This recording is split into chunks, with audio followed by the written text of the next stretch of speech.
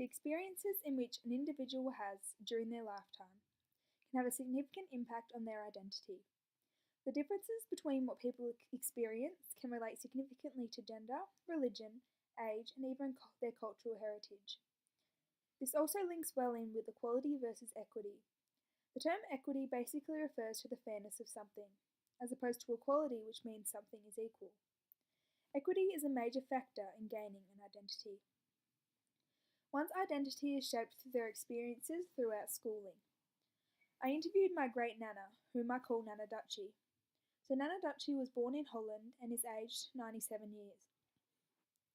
In relation to my own schooling experiences, as well as my prior assumptions, it genuinely surprised me to discover that she really appreciated her schooling experience in regards to how it has shaped her life today.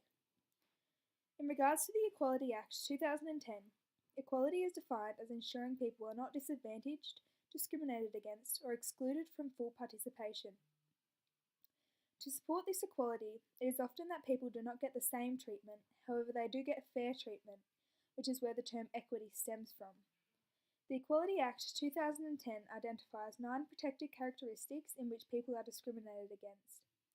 Through the interview that I conducted and my own personal experiences, I can now understand those much more clearer. Gender was highlighted as one protected characteristic. I had minimal knowledge on this and could understand that females and males are seen differently through their expected career choices, hobbies, and interests. While I was able to understand these common differences between the stereotypical view of each gender, through my interview with my Nana, I gained a broader awareness on how much this has changed over a large period of time. My Nana thoroughly explained how the students had to undertake specific classes in regards to their gender. She explained to me how males were forced to learn the stereotypical boy stuff, such as repairing and maintenance, while the females attended classes that taught them knitting, sewing, and other such handwork that was designed to set them up for life. This, to me, was seen as a great example of discrimination and inequity. However, Nana describes her own feelings, stating, "I'm very grateful to have learnt what I did, as it helped me over the years and it still helps me now." She believes that it had a significant impact on who she is now as a person, which adequately identifies how much of a significance that schooling can have on your identity.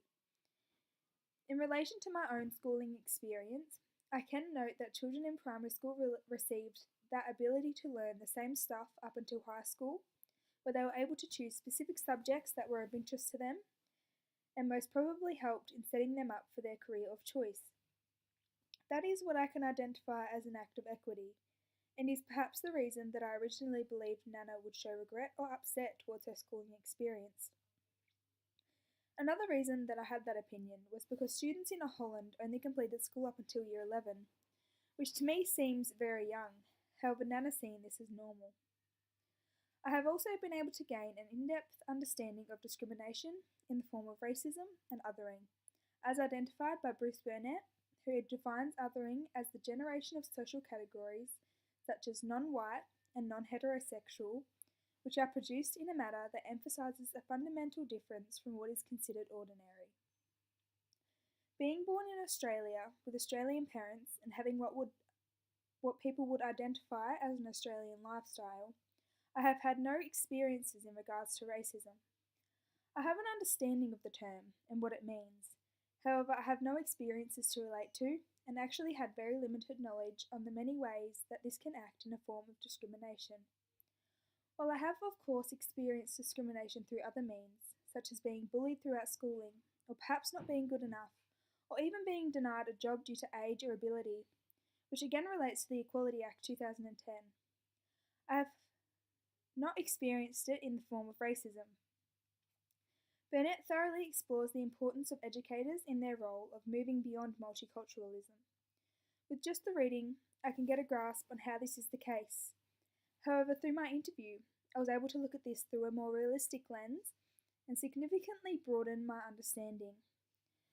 My Nana spoke really openly about her experience of migration to Australia from Europe with her husband and 3 children in 1956.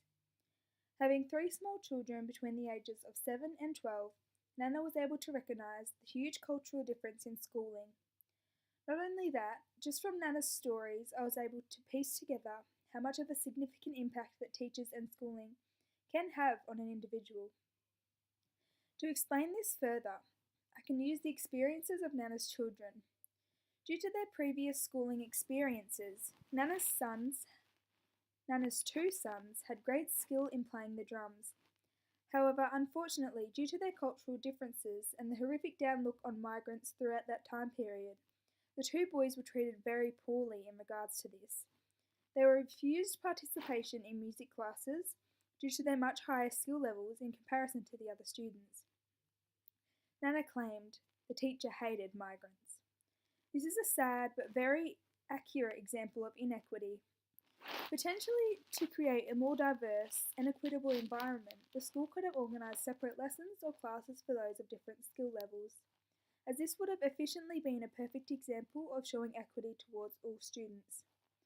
It would identify equity as, although students are not participating in the same lessons, they would all be receiving lessons suitable to their own skill levels and ability. I was really able to grasp the ways in which the schooling environment can influence the act of racism. I quote Nana saying about her sons that it is unbelievable that the boys never went to the wrong side of the road because of what they went through and how they were treated when they came to Australia.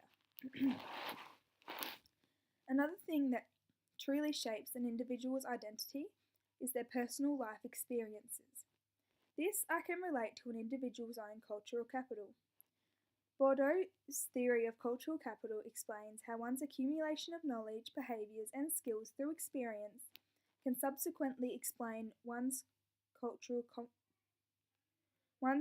competence and their standing in society. In relation to my interview, I can link this accurately with Nana's experiences. Nana lived in a war zone for a huge chunk of her life.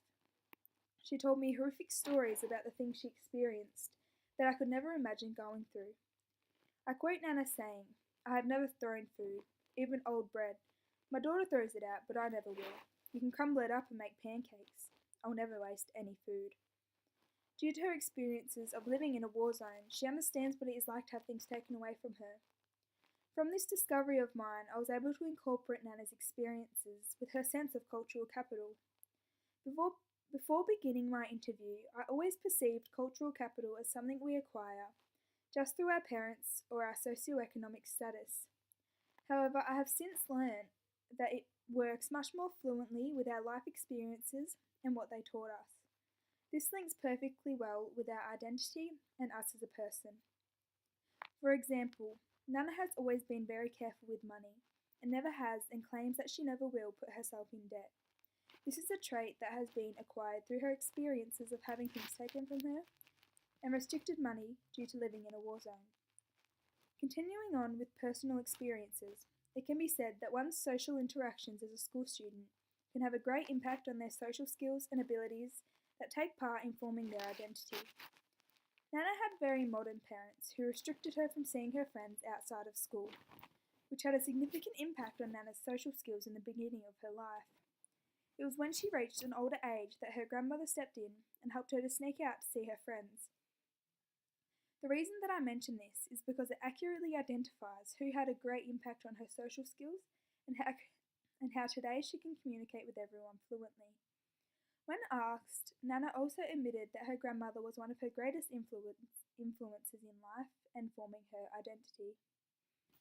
Overall, I was very intrigued to learn so much more about the ways in which one's identity is formed and how much of an impact schooling and life experiences can have on one's identity, cultural capital, and their overall mindset. I gained much more awareness on the topics relating to discrimination and social and cultural differences in people. As a future educator, I am now well aware of how I should react in regards to preventing or stopping the acts of discrimination. Having learnt where the majority of this stems from, I feel as though I can efficiently create an inclusive classroom environment to help minimise or stop discrimination altogether.